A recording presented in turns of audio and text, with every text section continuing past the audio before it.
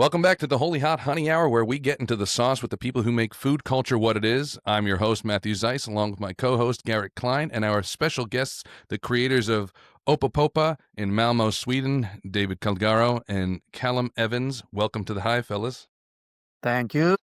Thanks a lot for being here. You know, we've talked before a little bit. This is kind of the blend right here. We have an American in Sweden, an America in America, and then Swedish people in Sweden. And a British. I'm not Swedish. Okay, so we're blending extra cultures. Now we got a full flavor blend. I like it. Man, this just got better. Yeah, absolutely. Now we're crossing extra barriers here. So first off, also, I love that T-shirt. That is so old school. Super freaking cool. Love I think we had them done for like the 5th year anniversary. Mm-hmm. That's great. You guys should sell those, or do you? That was my next question. Party, and then we didn't print anymore. Pretty much every year we have our like little anniversary party, and we make a new T-shirt and we sell them that night, and then the staff wear them for the uniform afterwards. Yeah. So awesome. Count me in for buying one. Yeah, this is like the last one that doesn't have like marinara sauce all over it. No, I want one with marinara sauce. Yeah, please. that's like getting a hockey jersey with blood on it. That's authentic. It's a free sample. So, all right, Opa-Poppa. And for those like myself who it's just a chaotic name, if you don't know how to pronounce it right off the bat, I can't even imagine how many times you explain this to people who are like, how do you say it? Opa-Poppi? Popi-Papa? So where does it come from? What's the spirit in the name? I think you should take that. Okay. Well, I mean, when we started building this project, we didn't really have a name. So we were just constantly looking out for weird stuff. And then we had like the national channels here in Sweden, the SVT. Yeah. Which is like the BBC in the UK, whatever. Yeah. We just had a show on that was kind of running from like an archive of old shit they had done in like the 70s. And then there was this show called Opopoppa, which was basically a big, it was a live radio show thing. They had like ABBA and all the big celebrities of the 70s playing live. And we just fucking loved the word. Like, it was just like weird. Old Grey Whistle Test or Jules Holland. Yeah. It's like they had live ones on, and it was in the 60s and 70s. Yeah. And he just sent me them, like we were struggling for the name, and he just sent me Opa-Poppa in one word, like at like 1 a.m. Like, I was like, I have no idea what that means, but I like it. But it really doesn't mean anything. Yeah, it doesn't.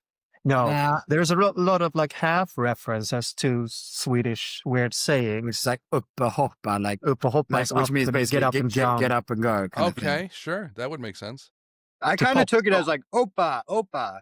Yeah, well, yeah. And that's the thing as well, is we call it Poppa for short. Yeah. Other people call it Oppa, people call it Oppo. It's just one of those things. I don't know. We didn't want to be too, I guess, his mother is Italian and stuff, but we didn't want to go down that route because we're obviously not. And we didn't want to go like, and we're also not calling it like genuine Italian pizza. Yeah, exactly. Yeah. And we didn't want to go like, I don't know, New York pizzeria. We're not that either. So we wanted a name that was kind of like a bit fun and it's not really meant to mean anything. It's just meant to be a little bit. Yeah, I think it's funny when people can't pronounce it. They remember it more because they're like, what the sure.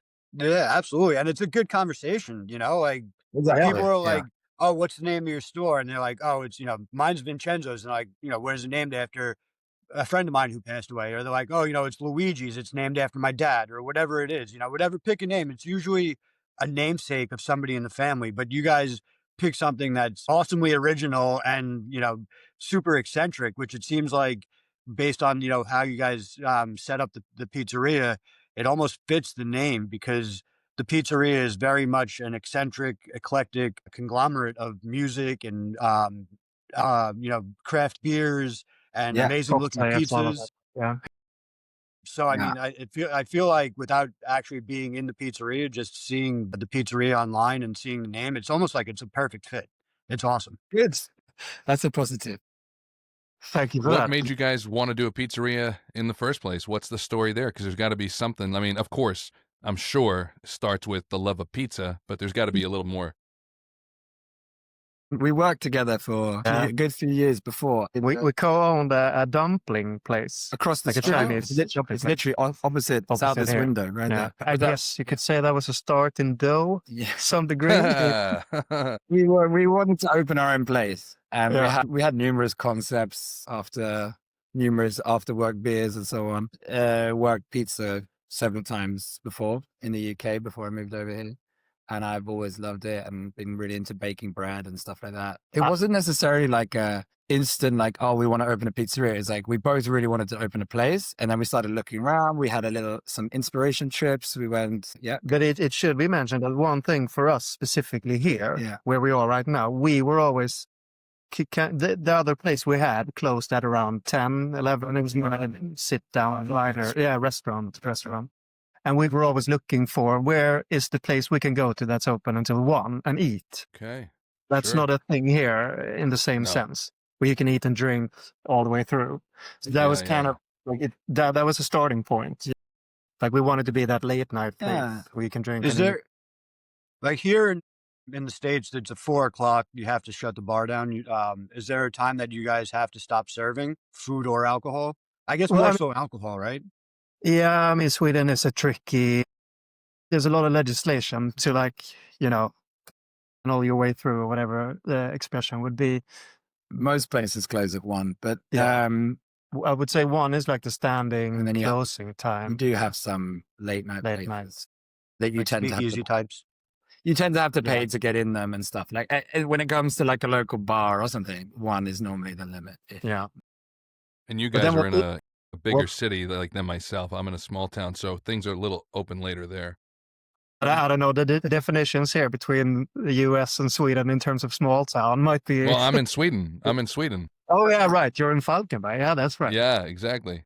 Malmö is still pretty small. It's still pretty small. Even compared. But no, anyway, so like back to and then we were talking, we had been talking a lot about pizza in Sweden and saying like, because we're talking 10 years ago now, where we were having this chat, and there wasn't much like quality, I would say. Mm-hmm. There was a few like classic Italian family, like, migrated families who were, doing like via Napoli or something. And that was happening across Sweden maybe, but most places were typical. It's like a falafel shop, kebab shop that had a pizza oven. And like that was like more through the immigration of like Syrian and Middle Eastern and Turkish, that there was like a whole type of pizza in Sweden. There was like like they used to call it like Turkish pizza or something. Yeah, it seems like I was looking at it. It seems like kebab is like one of the most popular toppings on a pizza. It should be said that there's like, I think, this is very much a guess, but one of the most popular pizzas since many years ago has been called a kebab pizza. Yeah. It's a really popular pizza in Sweden. It's basically just a kebab broken down on a pizza. Yeah. So like a gyro, like an gyro with sauce. That sounds good. Yeah. Pepperoni and just like garlic. Get the lettuce on there and everything. Yeah. And French fries too, which I don't typically care for. Peanuts. I saw peanuts and bananas are common toppings. I mean, this is what I'm talking about. The culture of pizza needs some help. Those do exist. They do. So knowing that like the target audience was so used to, pizzas being X, Y, and Z, when you guys started creating pizzas that were A, B, C, and D, was it hard to get people to say, all right, these are flavors that actually should be on pizza and they vibe well and they should be there, and let's continue, like, because when somebody's eating a pie with peanuts and kebab, or not, obviously I'm guessing not combined peanuts and kebab, but like they have a pizza. I'm sure somebody has asked you to put peanuts on a kebab pizza because people are weird, but so like now that you're serving more of a quote unquote, I guess, traditional pizza, how did that resonate with the locals? I mean, I would like to say that the peanut and like pineapple thing is like a little bit out there even for Swedish people, but like the fact that it exists at all is a bit like, but I think for us, it was like, what I was kind of getting at before is that we were at the start of like something that I think was happening across Sweden. I think restaurant culture, like compared, it's particularly Malmö, I'd say, but like even in the biggest cities, like it's changed a lot in the last 15 years. Like things have really like gone like really fast. And like now, I'd say in Malmö, we're part of like maybe 5 or 6 pizzerias that are really like in different ways, doing new things, making things more exciting. And it did take people a while to work it out. And especially for us, like we were doing slice pizza, which is basically unheard of when we started. Now we have there's a place, a really good place called 800 Grader in Stockholm and another place in Lund called Folk. But I think we were the first ones to really do it with a bar situation and everything. And that really freaked people out. People were like, what are you talking about? I can't get a whole pizza. Why can't you do a normal pizza, you know? Yeah. And also all the pizzas here, they also all have very specific names, as I'm sure you're aware. Like if you go, every pizza has Vesuvio, every pizzeria has cappuccinos, and they have like 50 of them, and they're all exactly the same names, and they have numbers. And people came in, and we only had 4 pizzas on that changed every week or every 2 weeks, and they were like, I don't get it. It probably was just like, and some people got really pissed off about it, to be honest. I was just gonna say, like, if you want to go through our reviews, it gets better. If you go to the first like 2 years, there's a lot of that. Yeah, like, what the fuck? Because we do make the whole pie, you know, like big, but obviously it costs more because it's like enough to feed 4 people or whatever. Some people are saying, oh, you can buy a pizza there, but it costs, 300 krona or whatever. And like, we're like, yeah, but it's for like a family. Yeah. It's also, I mean, for the way I would see it too is though, if you don't want it, there's a million other pizzerias that you can go to that are serving exactly what you're looking for. But this, I always, I grew up with slices naturally, and Garrett and I have talked about this before, but it's like the convenience of the slice. It's always been a conversational piece. Like you don't have to go get the whole pie. You can just be with somebody. Oh, you want to grab a quick slice, and you just go have a conversation, a slice. It's not a formal dinner setting. It's really nice. But here I've learned pretty quick though. You can't. I mean, I haven't been past a shop anywhere in the local vicinity where I can get slices. Not a chance. Is that because that people aren't really going and grabbing something quick to eat? They're more just like a sit with like they have like fuller meals. Like here, it's like a very fast grab and go. Like it's like let's go grab a slice because we're on to the next thing. Like the slices is usually the fastest thing. You go into a deli, you have to wait a little bit longer for a sandwich to be made or whatever. Here, it's just like McDonald's is pretty popular here. Max is pretty popular, which is another fast food chain. So people are definitely looking for quick and go. But it's a very interesting question. Yeah, but why don't people think? I just think the pizza culture just wasn't there. Yeah.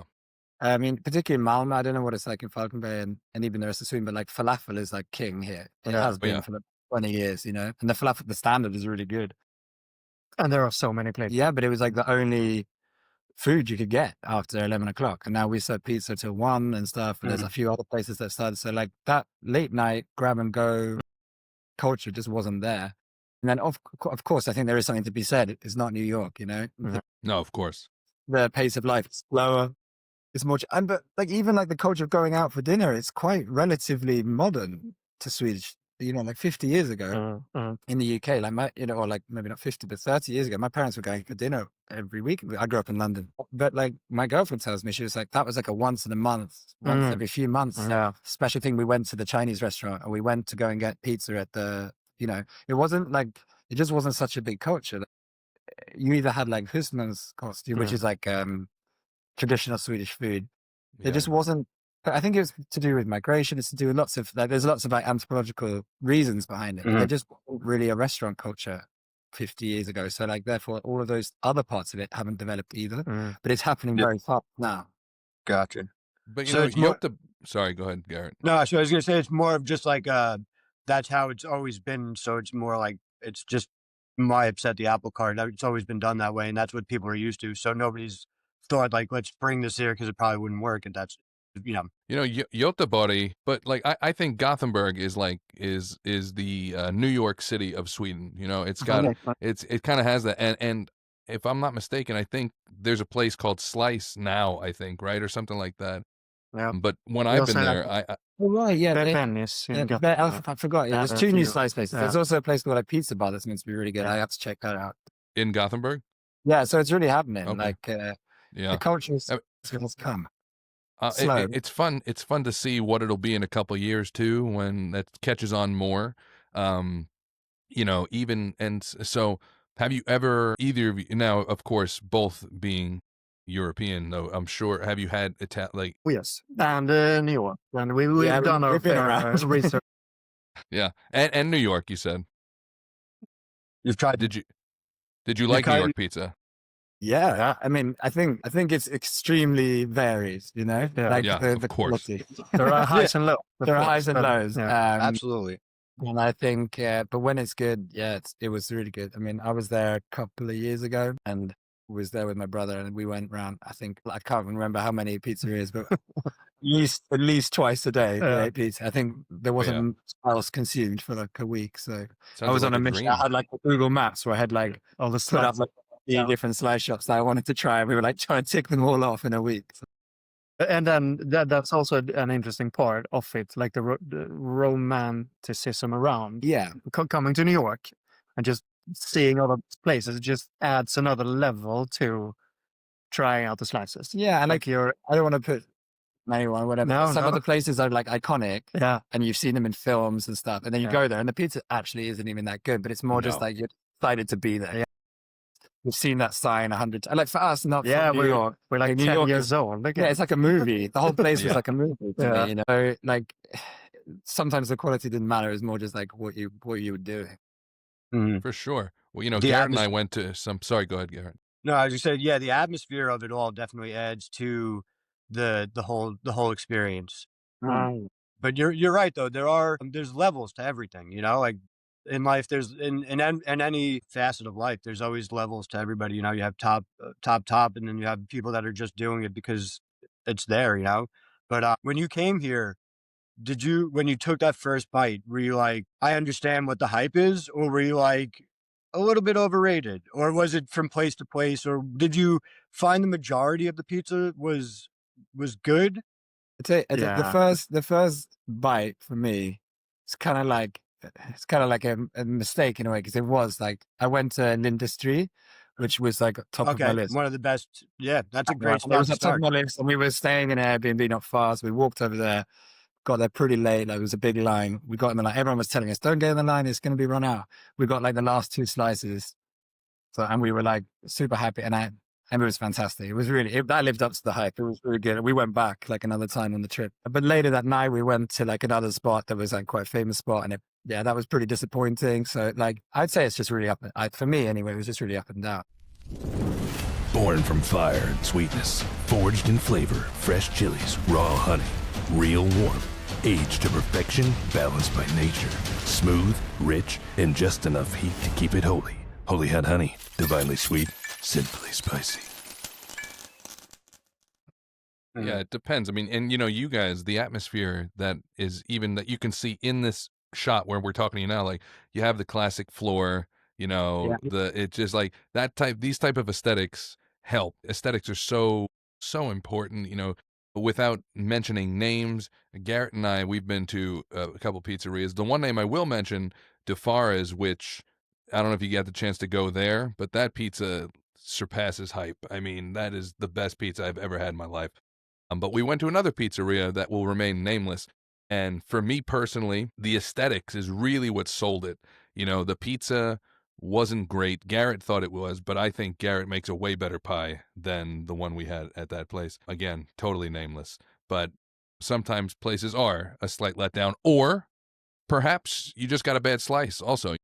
You know, if you go back again and try it, that's always my thing, where it's like, we've had this conversation in the last podcast we did with our buddy Tyrell, and says, I'll try something a couple times, you know, to see, you know, what if maybe the wrong guy was there, maybe it was a fill-in. Totally. And it should be said, like, I'm happy to pay for vibe as well. Like, you know, if the pizza is okay and the vibe is fucking fantastic, happily come back. You know?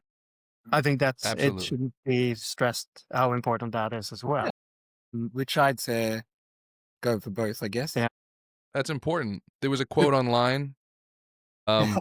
So I saw a quote online the other day. It says, "The grocery store sells food, restaurants sell an experience," and that's exactly it. You know, I also come from a restaurant background of a long time, and that's exactly it. I used to say that to people. When people would come to the place and they'd be like, "Oh my God, this beer costs this. I can get a whole pack at the store." It's like, so go to the store. You're not here to just have the beer. You're here paying for an environment and an experience. Granted, the restaurant, if you're going to charge experience prices, you need to provide an experience. I Yeah. believe in good, hospitable staff too.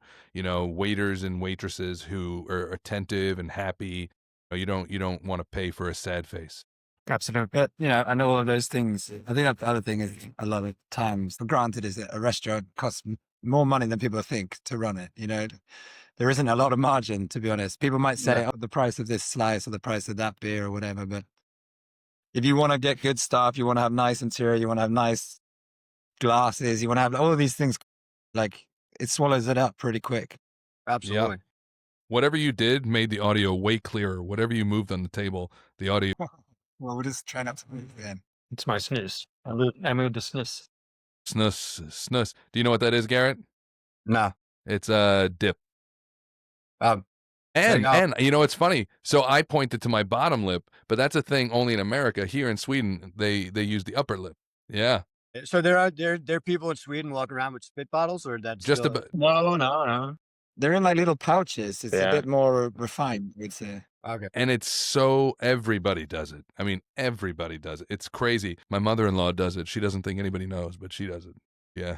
Maybe after a meal, be like, well, I'm going to go outside for a second.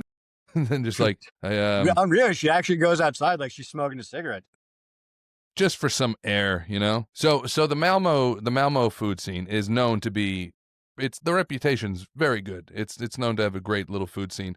Have you specifically carved out a niche, or have you found that there have been other people inspired by you to create a little friendly competition with what you do? I think like Malmö, where we are, has exploded like big time the last 5 years. No one's doing exactly the same thing, but vibe of that everyone is trying to like tap into this new, I guess, like the city is growing, there's new people moving in, this area's changed a lot. So yeah, there's good competition, I would say. We've been a bit worried sometimes, like a ramen place opened up the street, there's other like German beer hall place. Like so much places have opened since we started, and it's just been better. It's just being better and better. Like it just brings more people. Isn't that great? It's great when you expect.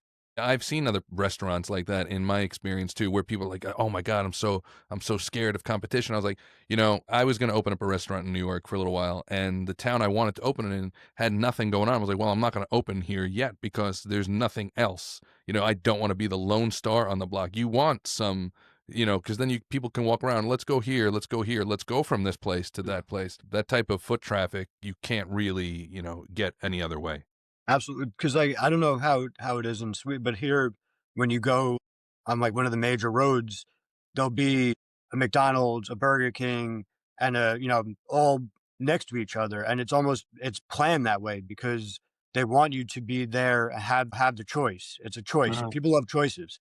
I'd say it's like that here, right? I mean, even like car dealerships too. You go down in certain areas and it's 4 or 5 car dealerships all lined up next to each other. That's by design. It's to get the foot traffic there, and having the extra restaurants and stuff, it's a hindrance, but it also helps because now you have people that are like, let's go out, let's be out. There's a reason to get out of the house. And it seems like with you guys, looking through the pictures, it seems like you guys are like a social instead of like a pizza. Like the pizza aspect is like a, I don't want to say secondary because the pizza is amazing. Because saying secondary almost makes it seem like dumbing down the food, because I'm not trying to do that at all. Because it looks amazing and I'm sure it tastes amazing. But like that social aspect that you guys bring, having the DJ, having the the live music and stuff, that's a draw that it gets people staying. And when people stay, they spend more money. That's what I try and like. That's amazing. That's what people need. Like, they want that. So I think people will come out and then they see next door lights and music and liveliness, and they're like, oh wait, let's go there, because here it's just 5 people sitting at a table making conversation. There it's a party, and like that'll separate you guys for sure. Yeah, and that totally should be said. Like, we need that flow of people too, because like the average spend per head is obviously lower because what we're selling is cheaper in that sense. You don't spend the same amount if you go to a restaurant in that sense. So and there was always like an intention was to build a bar that had good food and like the pizza, like it was kind of secondary. I would say it's kind of almost taken over now. Like we're known as more of a pizza place than a bar, but our intention at the beginning was to open a bar that had really nice food, and pizza was our choice of food. But it wasn't really like we wanted to open a New York slice shop or something. It was more like we wanted to have a vibey bar that had good food till late. Yeah. And this was like the thing. Is that why? Because one of the questions I was going to ask, like, it seems like there's such a draw to saying New York style pizza, you know, Neapolitan style pizza or Neapolitan style pizza. And like, especially when you go to another state in like the US, or when you go outside of the States, like it seems like that draw is like, oh, let's get that people to come in because of the New York style pizza. Was there a thought? But now that you said, like, the thought wasn't pizza, the thought was the vibe, the bar, and then the pizza, which is a testament to how good the pizza is, because you're saying the pizza's taking over. If the pizza wasn't good, then it would just be the bar, and then like the pizza's secondary. But obviously it's good because of people are vibing to it. So you kind of answered my question to it. Like there was no draw to saying like, let's name this, you know, Malmö's New York slice shop or something like that, or like No, never. But what we've been trying to do over the years is like have these more fun references to like American culture in that sense. But not only with the pizza, with like everything. Now we have a cocktail list called all the Ninja Turtles. Like that's a good, that's a fun little way of saying like this is obviously where the inspiration comes from. We don't need to sell it with that from the get go. Yeah, and I think it would be wrong to say it's like New York style pizza. To be honest, it's not. It's like a kind of hybrid, I would call it. And like the way we make the dough, the way that we, especially the temperature we bake it at, it is different. What time do you guys? The tap water discussion? Yeah, I would lost. So do you guys have to do anything, like, because people always talk about, oh, the water, and you guys mentioned the tap water. So do you have to do anything to the water to make it, like, I guess, harder? Because they say the harder water is better or whatever for pizza making or whatever.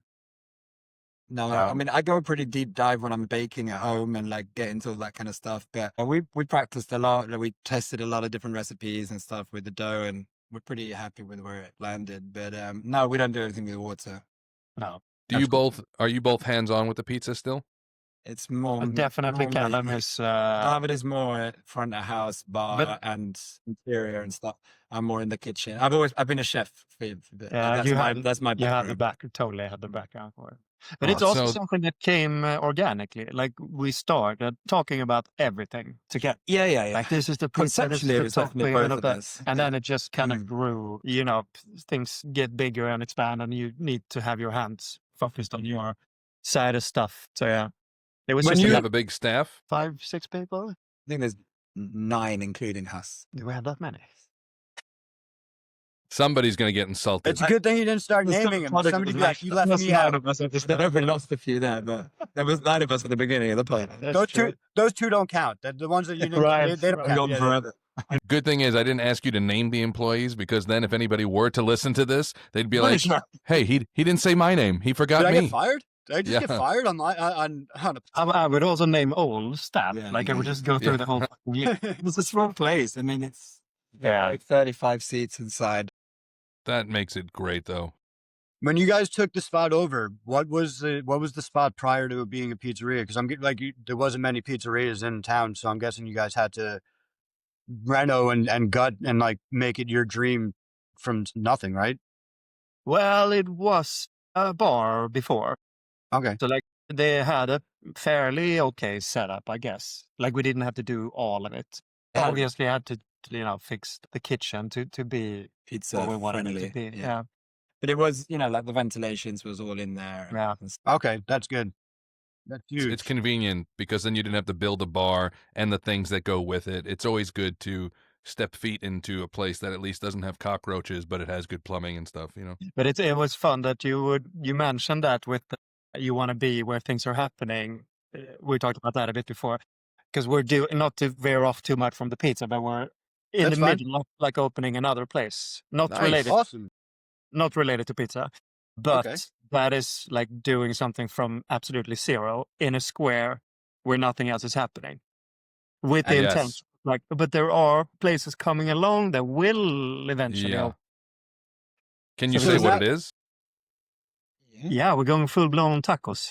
The taqueria. Nice. Nice, let's go. Because actually, that Did you was say gonna be taqueria? that Taqueria. was going to be my question, because I know Matt had mentioned, but I just want to circle back. You guys are now building a new spot, which is freaking amazing. Here, when you try and build a new spot, it is the biggest pain in the ass. I always say that it's better to go into a spot that's a little bit dilapidated and fix it up yourself, because you're already in with the grandfather clauses as far as how things have to lay out, what you have to add in, all that stuff. Is it similar red tape and like just getting all the permits? Like, there's a spot that's trying to open up. It's a taco spot down the ironically enough, there's a burrito spot down the block from me that's trying to open up, and it's been in the works for probably 6 months, and they can't get through red tape. I don't know, because they have to get all the hoods, they have to get all the fire marshals. Do you find that it's like an absolute headache every time you turn around? Welcome to our daily life right now. We've probably been in this for over 6 months, I would say. Yeah. With I mean, it's mostly been you pulling in the Yeah, applications and stuff. But yeah, it's been tough. But do you have a name? That's a workshop. We're waiting. I gotta be honest. Taqueria sounds pretty cool. That's enough. Only if the food is good. Otherwise, they're gonna say taqueria gives you diarrhea. That's just gonna happen. They're gonna say it. They're gonna- No, Or you can but just be like, taqueria will never give you diarrhea. yeah, That's a that's a tagline. slogan. That's a great That's a slogan. That's a slogan for the bathroom right there. So through the research, apparently you guys are known for mixing global influences, as research would put it. Is there a topping that you guys just love using? Is there something that like it's your usual go-to?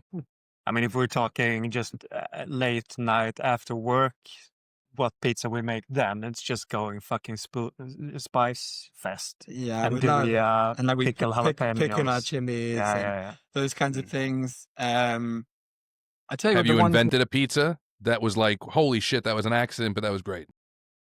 I mean, inventing pizza. I don't know, like I if just you don't can really, work. if you can really claim to that, because someone will have done it somewhere. Yeah.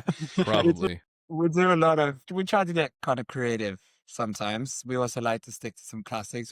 That's like we take some inspiration from Italian pizza, like using Italian ingredients and stuff, and then we also love a good like pepperoni and hot honey slice. Go down the more American stuff. So, but I think the one pizza that we've got quite a lot of. I didn't really see anyone doing it in Sweden. I think it's really popular. Is the potato? The white potato. Using potato, like thinly sliced raw potato. Yeah, I love those pies. Yeah, it's just. They're so. Classic, I've like, never heard of it. They look amazing. Yeah, very like big in Rome. We use like fresh rosemary, fresh garlic, a lot of grana padano, and very thinly sliced raw potato. That's an absolute banger. Wow. It's really good. I just got So- really hungry right away. Yeah. Well, like Yeah. using pineapple on the pizza has always been a fun like challenge for us because I'm not a big Hawaii guy. Power up your pizza, boost your chicken, upgrade your charcuterie board. Fresh chilies and real honey combined for ultimate flavor mode. One taste and boom, you're in the sweet spot. Holy Hot Honey, divinely sweet, sinfully spicy. I like the idea. Like I love sweet and hot stuff. Yeah. Mm. So we've been doing like versions of it where we pickle the pineapple, or we make like a sort of chutney, like a jam, reduce it down with jalapenos and brown sugar, and do that with some like crisp Parmesan crisps. Just trying to like get funny with like taking like a thing that people will understand and then just like kind of blowing it up and exploring it. Yeah. Awesome. I got so hungry. I'm so irritated with you guys right now. So for products and stuff, how's that work? Do you guys have like a purveyor that comes and does like a weekly drop off? Do you guys have a restaurant depot type over there? Or It's a bit of both. Mhm. I'd say we have some local Italian, it's wholesale, right? Wholesale, Yeah. Distributors who have like the more niche products and stuff, Mm. where we get the tomatoes and things like that. And then we also have this big, like a national, maybe Restaurant even for- Nordic. Yeah, and they, we get some stuff from them, and then you can pick some stuff up from the square. We're right by Milan, like the square. Okay. There's veggie markets there, so you go buy some stuff there. Yeah. a bit of everything, really. Yeah. And did you find that it was hard in the beginning to get the flour that you wanted and like the tomatoes and like the cheese that really fit what you were trying to do? I mean, Did you have to? with an idea we see on Instagram or something, it's either in the States or it's somewhere, and I'm like, then I realize you just can't get hold of that, whatever. Yeah. And then you have to kind of think, okay, what's that doing? Okay, how can we substitute it? How can we adapt it? What can we even add? But the flour is a really interesting part of it because a lot of people around here, a bit like the branding thing that we talked about before, call your place New York style pizza. Yeah. I think a lot of people here want it to be, screaming a place. They're like, we use only Tipo Zero. We get it delivered from Italy every week or whatever. There is something, take nothing away from them making great stuff. It's also nice to try and be more local if you can. Yes. Yeah, absolutely, for sure. The flour we have. Yeah, and at the end of the day, like Sweden has an extremely strong baking culture. The bread here is absolutely amazing. I mean, like your standard bread, supermarket bread or whatever, even that is really good, There's still no reason not to use. So we use a Swedish flour, like it's a Manitoba, so it's like a variant, a Canadian, like pretty strong bread flour, but it's yeah, and but it's great, and you get it, and you check like the milling date on it, and it was like 2 weeks ago. Doesn't get any fresher than that. Yeah. Wow. It wasn't really done on like a save the world kind of ethic. No, just like felt better. No. Yeah, I mean, if you have it available, you'd be crazy not to use it. I mean, absolutely. What like about cheese? Do you use local cheese? We use the mozzarella is from Denmark, which is pretty local. Yeah. Local for you guys, not local for me. Literally close to the most it's closer to Denmark than you are. than most cities are to New York. Yeah. Well, it's literally around the corner. And then we get a lot of Italian cheese. Yeah. But again, like even that, like I think it was really interesting when I was in the States and you as well, like how much, like, I don't know, because of the Italian American culture and everything, there's this huge sort of pride in like this input. As a European, having Italian cheese is not that like exotic, Yeah. It's pretty like we grew up eating that as kids and stuff, it's not Europe's a small place. So that for us seems so wild as like having like specially imported Parmesan. No, and I would say to that, like the cheese stores around here, the specialist stores, we think that's happened there. Now I'm speaking freely, but it feels to me like they've more gone to local now. Whereas before it was more like half French, half Italian, and maybe pop. Yeah, and we've definitely used like Västerbottensost, for example, which is like a very famous hard cheese here. And we did that with a potato pizza, actually. That was really, really good. So yeah, we use some try to find space Nordic cheeses as well, for sure. I mean, there's so much. Whatever makes the pie taste good, and if it's available and it tastes good, then keep going. That's that's the whole plan. There's great stuff here available for sure. And what you said about Europe being small, whatever, it's like not even being small, but I try to compare it the way the States are, just like you said, kind of thing. Like here, getting cheese from Italy, it's not that big a deal. It would be like in New York and you got some cheese from Chicago, like it's Wisconsin or something. Yeah. So it was true. Wisconsin. Why would I say Chicago? Wisconsin's where the cheese is from. Chicago was so stupid. No one's like, oh man, this is great Chicago cheese. Tastes like motor oil. It's great. You've been out of the States a long time. Yeah, we'll say that. Yeah, we'll give you a pass. It was more just brain fart, or real fart.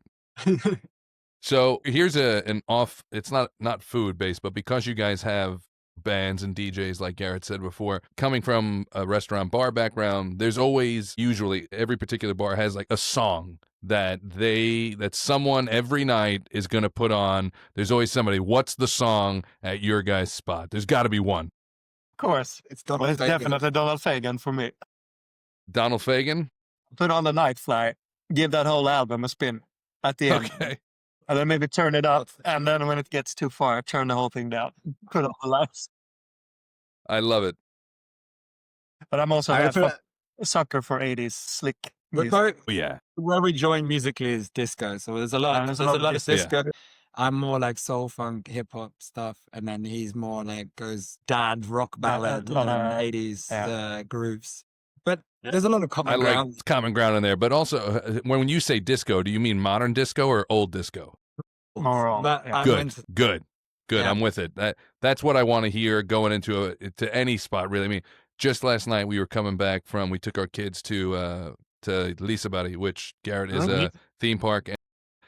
And on the way back, I just had disco cranking. I was just like, it was, and we all love it. We're all sitting there. I mean, my daughter's 13, and YMCA comes on. You hear in the back seat, she's like, yeah. It just like, you know, That's all it you just need. That's how you know you're raising them good, is when village people come on and they're like, yes. So a funny story about it, unrelated. So just because you said YMCA, my cousin was forbidden from listening to that song by his mom because we're Jewish, and she's like, you can't. So they're singing about the cat, you know, the Christian. So, and I'm like, this lady's crazy. What the hell is good? It's a song. Like, people are nuts, but that's so unrelated. I thought you were going to say, whenever I hear that because song, I just think of my cousin. Like, I can't listen to this, and I'm like, I thought you were going to say because the band was like, you know, because they were homosexual in the band. Like there was this, you know, thing about. I thought it was going to be like that, and neither one was okay. But I didn't expect that one. No, like that's homophobic and stuff, man. I only pick on myself. But the other one's Christian phobic, I guess. But you know, yeah. So I had to ask though, because in New York, there's one at every bar where we are in New York. You know, Billy Joel is the biggest name to come out of New York ever as a performer, you know, and every night ends with Piano Man, but it's not the type of song that makes you happy and leave in a good mood. You're like, I'm so tired. Be like, now you've made my drunk go to sleepy. And, you know, that was usually the point, though. It was the Get Out song. You know? Yeah. Or like Sweet Caroline. Like a party That's banger, always I don't know. I don't know, man. It depends on what type of night it is. Yeah. I can also 100% put on like some Tom Waits shit from the 90s. You do definitely play Tom let Waits. people let If and when I will come to your place at some point, you got to bless Huey Lewis. If we're going 80s dad rock. Oh, 100%. Yeah. Huey's going to happen. A few classics. Dude. I'm Huey Lewis all the way, man. You know, my wife and I, we were watching an old concert of his on YouTube, and she's like, it literally looks just like a bunch of dads got up on stage. They're having so much fun, and it's rocking. So fucking good. They're like, we just came out of the garage and they invited us on stage, so here we are, guys. I love Huey Lewis. Sorry, go ahead, Garrett. No, so Matt, how far away are you from their shop? I think about 2 hours, right? Yeah. Okay. Just about. You know, I don't usually go that far, but like the only time I'm passing, it's like, you know, it's on the train. But no, I really want to, because now we're having a full conversation, so now I have to. But you know, even online, as he said, the pizza, it looks great, and you know, typically the average pizza here, as you were saying before, as they address it as Turkish pizza or whatever, you know, it all seems to stem from that background. And the way it was put to me here was like, one guy learns from that guy, and then that guy learns from the guy that learned from that guy, you know, and they're all learning how to make the exact same pizza the exact same way. And it is good. I like it, but it's the way I put it is that the pizza here, those Turkish style pizzas, they were built for toppings. Like you know, you're not going to get a margarita and be necessarily overwhelmed by pleasure. It's good, it's fine, but it's made as a base for ingredients. Yeah, and I think there was just maybe That's probably a good take. a bit of a lack of like craft to it. You know, like people weren't kind of analyzing it, and it was more like, pass that, let's do this. And it was difficult. You know, like people like trying to. It's also a totally different type of dough situation. Like it's not fermenting. And it's like people who maybe didn't. I don't know. Just it was something to do. They were moving to a new country, and it was like, what are we going to do? They don't have kebab like we do. They don't have falafel, and they start doing that. Oh, people want pizza as well, and that's just how that culture grew, and it's been going on for 50 years or something. The last 10 years, I think there's some different approaches to it due to different reasons. It's really exploded now. It's very different. It's not certainly not just us. There's a lot of good players out there. You know? Yeah, but here's a question, because it's also not something I see a lot. Do you hand toss your dough? Yeah. You do? Because most of these pizzerias, and as I'm sure you know, I see many of them have the pizza press. Like, you know, just squish the dough down, and you know, it's a little different. Totally. I have a couple of questions. I don't know if you have time, but I can ask you questions all day about how things work over there. Sure. So, what kind of oven do you guys have? Is it electric, gas? Just an electric oven. Yeah. Okay, Yeah. they're starting to get huge around here. There's one that we found out that was actually made and produced in Sweden. Is that the And one? it's like the number one. That's like the number one that's used over here. I don't remember the name of it. Could be that. I don't yeah. either, but There's gas ovens aren't really a thing here, right? I mean, the gas. Is it because of the incident? but no, I don't think gas ovens are Are we pretty allowed big to say here. that type of stuff, or are you going to bleep that? No, out? but like gas is just not as big. It's not as widely used, even like in people's homes and stuff. No, it's not. Electric is Yeah. And it took over. But you get some gas like, but they're like normally like Napolitana style, They do like the arch Dutch- ovens, the but they're Dutch like oven, the big. Yeah, But like I love a most good Dutch oven. most pizzerias are electric, like deck ovens. You know, and what temp do you guys cook at? like 380 to 400. And what's that in American? No, I have no Or is idea. that American? it's impossible to know. I'll tell you what. I'm gonna. Dumb it down for me. What'd you say? 380 Celsius to Fahrenheit. That is 716 degrees. Damn, look at this. Look at the big brains on Brad. No. Google, man. I'm on a computer, man. I'm not mathing it up here. Are you kidding me? Voice activated Google. By the way, if anybody's watching this, including you guys, and if it looks like I'm rude and I'm looking off, it's because that's where you guys are on my screen. Like, I'm not like, oh, I got better shit to do. I'll just listen. Matt's got a lazy eye. And he's Yeah, trying to oh, man. control it. You know, Just funny float story. away. Yeah, Dude, yeah. I just told somebody this story. His left eye clocked out at 4 o'clock. I just told somebody this story the other day, and this is a tangent, but this is about a lazy eye. When I didn't know what that shit was when I was like 10, and there was a kid that sat next to me in school, and he had one, and I didn't know. I thought he was just being super rude. Like, you'd be talking to him, and then his eyes would drift. I'm like, dude, I'm talking to you. Like, listen to me. He's like, no, I have a lazy eye. I'm like, that's not a thing. You're making that up right now. Sorry, Garrett. You had some other questions, I think. Yeah, you're good. So 700 degrees around in Fahrenheit. Oh, the pie cooks in what, like would have been more than a minute or so? It's about 2. Yeah. So yeah, That's so that's awesome. quite different. Like from what I read and said about New York. So New York style is normally lower and a bit longer. Yeah. Ours in like the gas ovens that we use are it takes about 8 minutes to cook all the way through. Yeah, that's what mine's saying too. But again, like slice, we worked a lot on like getting the structure of the dough and everything, so you can have like nice hold it. It's not all swollen. But I wouldn't say it has the crunch all the way through. It's crispy, but it's not. So it's Do you like get people that ask for it? If someone asks, well done, will you do it? I mean, yeah. I mean, we take it pretty far anyway, so like it's pretty hard to get it. Like, yeah. But we definitely have locals who have very specific And I think requests. another part of it was also like making a dough that like reheat, because like you're reheating the slices. Yeah. Also, the top deck is more like 300 Celsius. So again, you might want to get your Google up. I know now. It's significantly lower, like maybe 500 something. And that goes in again for like a couple of minutes. And that's on, we put metal sheets over the stone. So it kind of like crisps up and almost sort of tiny bit like the oil in the dough kind of like almost fries it up. So that gives it like that. So when we, like a fresh slice for us is like, I like to, when we were creating the dough, we wanted it to be like get better in that top layer and not like dry out. And not, we want like that that's how it should be served, is like put back in kind of thing. Gotcha. Yeah. So yeah, that's how they do it. Yeah, the reheat is, I mean, that's quite, I feel like an average person doesn't really think about that. Like that, of course, the dough would have to be different when you have to consider the fact that, all right, well, we're doing slices. They need to be made to be reheated, because I'm sure most of the pizza here is not made for a reheat. It's made to consume right there. Neapolitan pizza, have you been to, not you, Garrett, because you're not here, but Lilla Napoli in Falcon Bay here?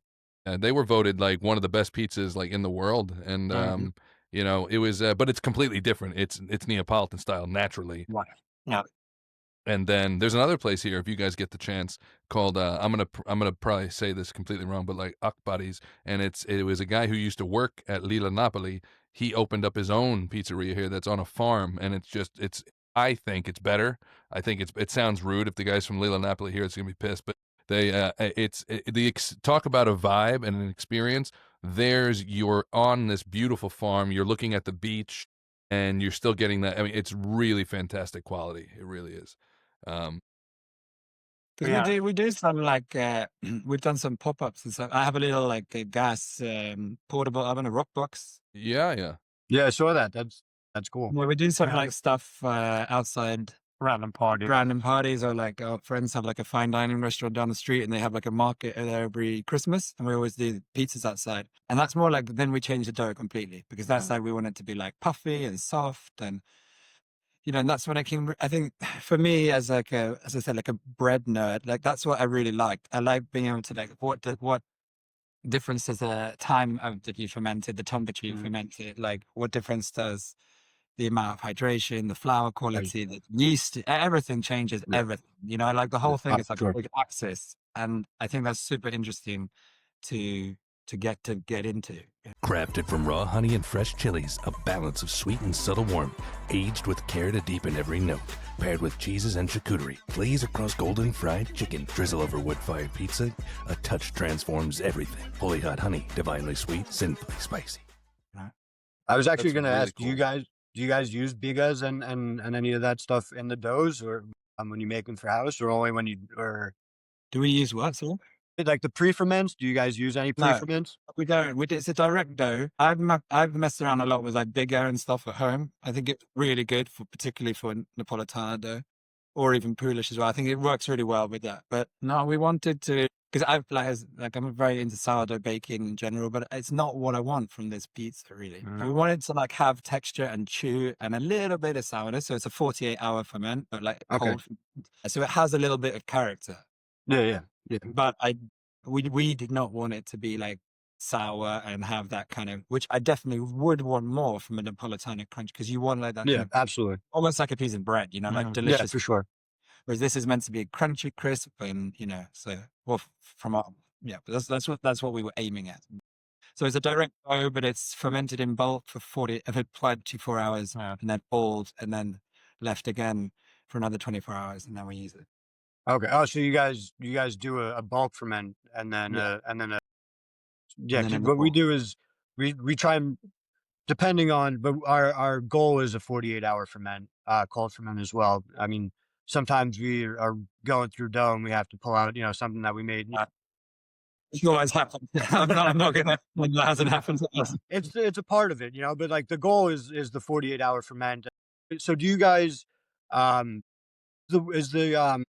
I've never been there. So is the humidity a big factor, and like that, is that a big factor in the dough? Because like here during the summer with the humidity and everything, it makes everything like a disaster. Like it changes everything. We have to add ice. We have to add crazy cold water, less yeast. Like it's keep on top of it. Makes like we basically have like a kind of switch in the year where we start to like pull back the yeast a bit and stuff like that, because you just notice something has changed.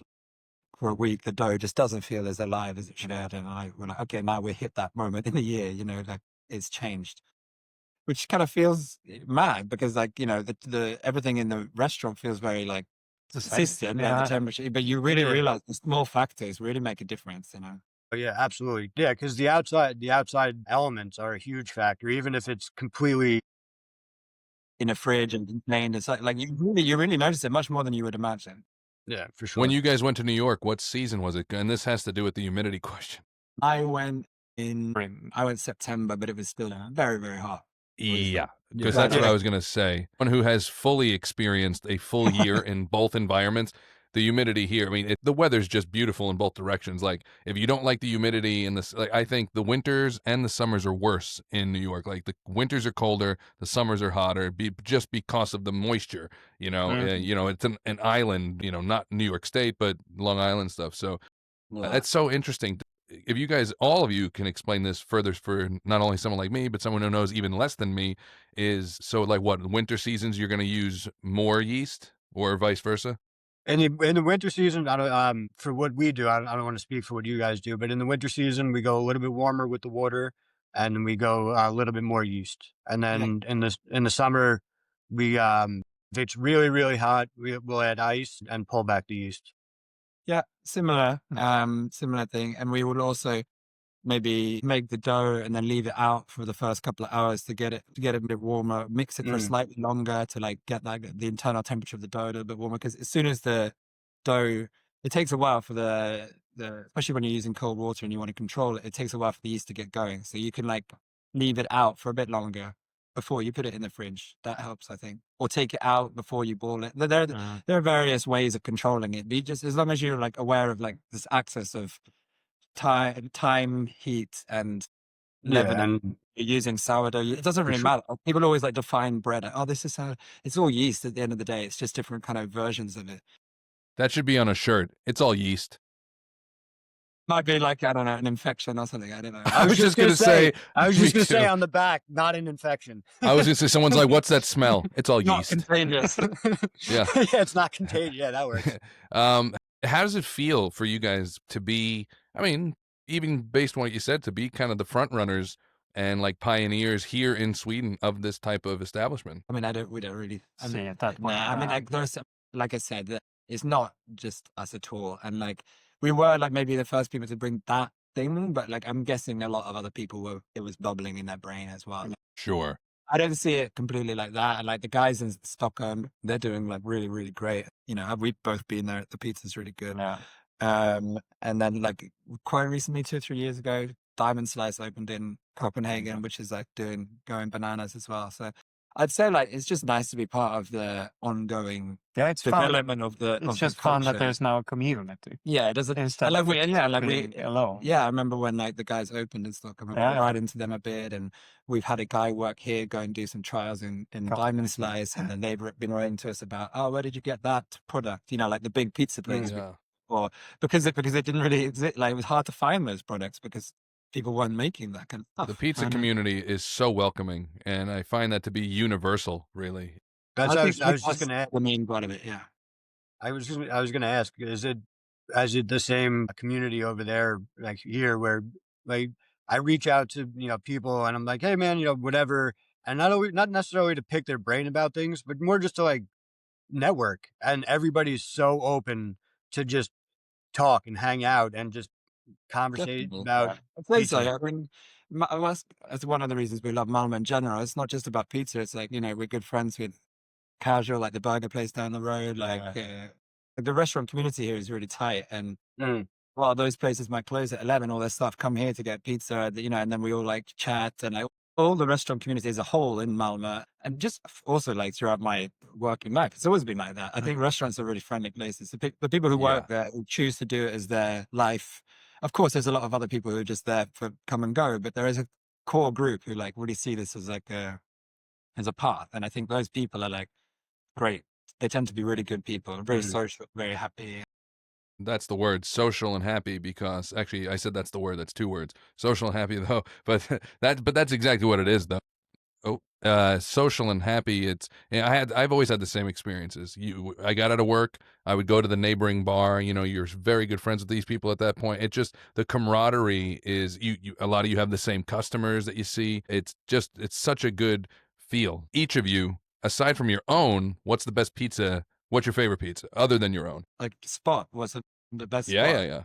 It doesn't have to be even in Sweden. It could be anywhere. And the best pizza you've ever had other than your own, because that would make you sound like assholes. It's like hard. I don't know the different styles as well. Like, I'd say like the pizza from my memory would be like when I was a kid. There was a chain of pizzerias. It used to be franchised, which was more fun. Now it's like run by a chain, but it's called Pizza Express. It's all over the UK. Any UK listener will be like, definitely know it, and they'll probably not think too much of it. But I remember going there as a kid, and like every other weekend with my family and this other family, we always meet up there. And like that pizza is like my memory pizza. So I think I would go with like, it was called the American Hot, and it had pepperoni and I think it was hot. No, it's just before the hot. Before the it was like, I think like green chilies or something. And that pizza, I've eaten that pizza more than my own pizza. I mean, I think I ate it every weekend for like the first 15 years of my life. You have to add a pizza to your menu called the American Hot and make it your version of that pizza. Right. There was actually a funny story about that. They used to wear, the chefs used to wear these stripy blue t-shirts, blue and white t-shirts. And I used to like stand there by the counter and watch them throw the dough and everything. And so when we opened, I told David and our former employees, I'm going to wear a stripy t-shirt. And I told them the story. Then they were like, oh, we want them too. So for the first like 4 years, the uniform was just blue and white stripes. It was referencing Pizza Express. So cool, man! I love that trivia. My favorite when I was a kid, I used to go to this. I think it's called Domino's. No, I'm joking. I'm joking. Domino's. Get it? Sorry, that went over because it sounded like it could have been a place. Be like, welcome to Domino's. No, I was, you ever see Joe Dirt? When he's like, it's Joe Dirty. He's like, don't try and make it. It's Joe Dirt. It's Joe Dirty. So I actually went to England and I went to Surrey and I went to. I wish I knew the name of this place, but I just remember it was at the top of this like massive building, and I feel like it was like the Seattle restaurant that they have in Seattle, like the Stratosphere thing. That's like that's like super famous. It was something like that, and it was next to like a big market and one of the big malls over there. But the reason I'm saying this because we got a pizza from the restaurant that was there, and it was so good. We ate like they were personal. They were like 12-inch personal pies, but me and my friend ate like 7 or 8 of them, and we just kept saying to the waiter, bring back another one. And they're like, more? I'm like, yeah, bring us more. And then we just like over and over again. We ate I wish I knew the name. It was so freaking good. It was called Constipation Castle. My memory is terrible. Crazy but Americans. I wish because like I would ask you if that even sounds like something that familiar, if you've ever been to no, sorry. Yeah, it was I just looked it up. I just looked it up, and it said that there's no pizza. It says there's a place called Gordon Ramsay's Lucky Cat, and then Lantica Pizzeria da Michelle in London. But it might not even have been an actual pizzeria. It might have just been a restaurant. Perfect. That served. Wow. I have no idea, but I vividly remember eating so much pizza, and the waiter being like, "You want more?" I'm like, "Yes. Bring us another pie, please. In fact, just bring us 2 because we're gonna eat both of them." And it was amazing. I love pizza. Is that like? That's Are you guys upset? Like, do you guys go to eat other pizzas when you're not making your own pizzas? For sure. I mean, like, it does like satisfy a lot when I work a lot. Like, you don't get that craving that you used to get because you eat it like every night. But yeah, definitely. Like, it's definitely when we think, oh, where we're going to go out and eat in a new city, isn't it? 100% want to eat a pizza. When I moved to Sweden, I got very, very overweight very quick because I had to just try every pizzeria, and it wasn't good. It wasn't. I mean, it was good pizza, but physically, it was like, man, this shirt's so tight. What happened? And you're like, I know exactly what happened. So Garrett, I only have one last question. Do you have another one before we? I guess I can wrap them into one big question. So first off, do you have a customer pet peeve that somebody does in the store and it just drives you bananas? Like And what's their name? Yeah, we'll track them down. No, like for me, it's like we do a lot of pie, like we do a lot of slices to go, and it drives me crazy when somebody walks in. They're like, "Yeah, let me get 2 slices to go." All right, no problem. I put it in a box, and then they sit at the table. They take the slices out of the box. They eat the pizza out of the box, and then they get up and they throw the box right in the garbage right there. And it's like, to go doesn't mean to go from the counter to the seat. To go means to go out of the store. Like, take it with you and throw it outside. That drives me crazy, and it happens a lot. Do you have anything like that? I mean, I think for me, The most fucked up thing about that is that I would probably think it looked cool if someone did that here. Like if they just sat casually. we don't get like, we don't so have, much to go. have more of the flow, maybe. Yeah. But for me, it's just like, it's a basic one, but like, because we serve it all on like aluminium plates, you're not really meant to use a knife and a fork. You know, pizza's finger food, and I just think like, come on, man, just pick it up. And like, and also not eating the crusts. You know, you don't know how much development has gone into making this dough. They just Like, threw away. the pizza. And should also be said that we put a lot of effort into the box. Our pizza Yo, boxes that are box beautiful. is super freaking cool. Yeah, we got to get one for Scott. Beautiful. We got to get So one. it's of those like, for I don't Scott. mind if you sit Yeah. here and eat out Yeah, of we this. do. We have a friend. We have a friend who he's going to be on the podcast too. He has the world's largest collection of pizza boxes from Scott, I've got to have one. Mr. Scott Pizza Tours. We would Yes, definitely- Scott. Yeah. So Yeah, we have to. Yeah, Scott's going to be on with us. If I can, I'll have to come to you guys before I go to the States and bring him back a box. I'm going to the States in December. I have to do it because, I mean, he is. He'll love that box. Have you ever seen videos of his collection? It's I've seen it through on Instagram and stuff. unbelievable. Yeah, we'll get him that box for sure. Nice. So What is the? No, you said I had. You said Sorry, I thought you were yeah, done. You said combine it into one question. You didn't. Well, no, It was because then half we a started question. talking about the amazing box, so I didn't get to ask the second question. Yeah. Sorry. All right. So now here, we have like pizza. Here we have pizza's a very, very tradition. It's ingrained into the family every day, whether it's for somebody coming in to get the slice. We literally have somebody who comes in every day and will get a slice of pizza. Or like, every Friday the same people order. Or, do you have a particular day where you're like, it's it's X day, we got to make sure we're over prepared, we're extra prepared, we have a little bit more staff. And because tacos are Fridays. Like here, pizza's Fridays, and tacos are Tuesdays. So do you have like a?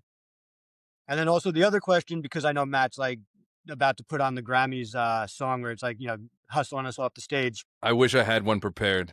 The other one is time of the year, like during Lent, like the 6 weeks leading up to Easter, and then like Good Friday, Halloween, and Super Bowl are massive bangers as far as like extra prep, extra staff, make sure we're ready to go. Do you guys have those times during the year or times during the week?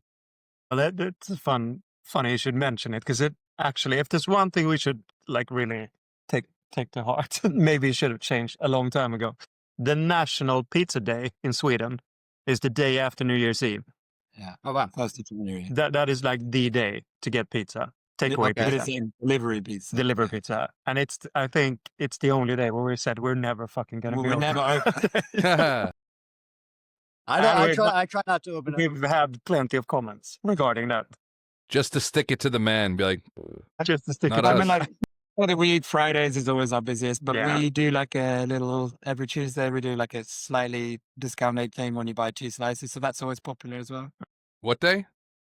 Is that Tuesdays. 2 for Tuesday? I'll see you Tuesday. Yeah, we have No, it. I'm kidding. We have a 2 for Tuesday also. We have a two. Oh, yeah? We do a we do a Tuesday special as well. So yeah, so that's But that came about because it was like a slow day. Yeah. And then and now it's probably our busiest weekday. So that's good. And also because we changed the menus on the Tuesdays. So a lot of regulars come in to try the new We stuff changed the on the special Tuesday. so every 2 or 3 weeks on a Tuesday. okay. But then time of the year, I don't know. I mean, summer's good because we have the outside seating. So like the restaurants don't double capacity. Yeah. So sometimes you can get like really, really busy. But other times, if it's too nice weather, everyone's by the beach and no one's coming into this part of town. So Yeah. really varied, I would say. Yeah. Fridays is definitely the one. You got to be ready for Friday. And do The you guys outside you guys have, section's great. you guys have to yeah, the outside section is amazing. That's super cool to have because people see that and they're like, yeah, this place is spilling out, and then they got it's a huge. The look for the outside is huge when you have the inside packed out, the outside, like. And for me, it's the nights I love the most is when the outside is full with people who just want to eat and drink. And then we have like a live jazz band crammed in a corner inside, and it's all full here, but with people who want to see that gig. Yeah, and then Because it's it's filtering down the it's- street. That's coming really out. nice. It's That's fun so and all fun. that. Yeah, Everyone- all the that sounds wall effect. amazing. Yeah. Sounds super. But is there freaking amazing. anything we hate that people do? You probably got a long. He works on the customer facing. We got a long. Breathe. Let's A get lot it. of them Get is the- just they breathe. They come in the store and they breathe, and you're like, Get the number this- one thing. I'll make it a this clip, fucking and you guy. can share it on social media so all the people that see it know to stop doing that shit. Well, I mean, you Probably could, less said. Probably best unsaid. we should probably make a video to show people where to find the napkins. Yeah. That would be It's good. like every day we get asked about 15 times, even though we've got some napkins here, napkins here, napkins here. They're like, oh, Don't you? Do people I- people yeah, don't use their eyes, man. Dude, people- even no. like Yeah, on it's- toilets here, like they have the click that goes red, green. But how many times you're in there and it's red for Oh, it's we red? do. Like, are you colorblind or are you just blind? I light? don't know what's happening. Wait, what's the red green? Oh, like if somebody's occupied or Yeah. not. Yeah, Right. yeah, yeah. That you Gotcha, turn the yeah. handle in there, and then the person on the outside can see green or red, Yeah, so they know yeah, to go in. And then Gotcha. you're in there. It's definitely red. You know it's red, and the person's still jiggling the handle. You're like, "What are you doing? I'm not looking for company. Get out." Yeah. We have that. We have that a lot too. We'll have customers like we open at 11:30. We'll have customers. They come to the store. They come to the door, and it's like whatever, 10:15, 10:30, whatever. They'll pull the door once. It's locked. We're not open. And then you just hear them, and then they look at the sign. It says 11:30. And it's like, what is going on in this person's head? Are they like gonna rip the door off the hinge? They're hoping that they can nothing? they can jiggle it open and then just get in on their own, make a pie, you know? That or like, again, we open at 11:30. So like, God forbid I forget to, lock the door behind me when I first get in the store. The lights are off. I have nothing in the showcase. The chairs are up. There's no music playing. The TV's off. Nothing is going on. I still have my bag in my hand. Are you guys open? What am I serving you right now? Like, what is here for me to serve you to be open? I also love when that happens when you're closing. Yeah. At 1:30. All the chairs are up. We're like popping the floor, and someone's like, "You got a beer?"